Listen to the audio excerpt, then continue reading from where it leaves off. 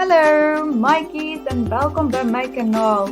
My naam is Cindykapindi en ons gaan vandag lekker leer van 'n groep diere wat baie spesiaal is in Suid-Afrika. Vandag gaan ons leer van Suid-Afrika se groot pad. Weet jy wat dit is? Dis reg. Dit is 5 soogdiere. Hulle is die leeu, die luiperd, die buffel, die olifant en die renoster.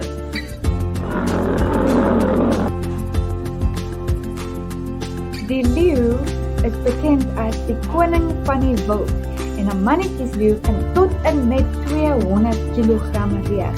Hy het baie manare om sy kop, baie lang naels en baie skerp tande.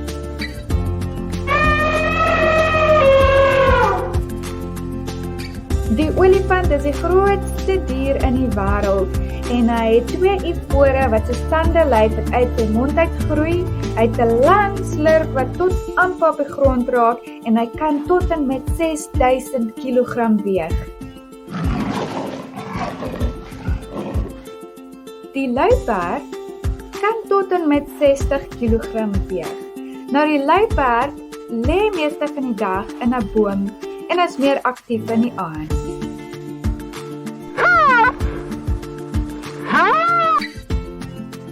Die wit renoster kan tot en met 2300 kg weeg. En sy vel kan tot en met 5 cm dik groei. Die buffel kan tot en met 900 kg weeg. Hy het gewoonlik 'n voeltjie wat op sy rug sit, wat al die luise opeet.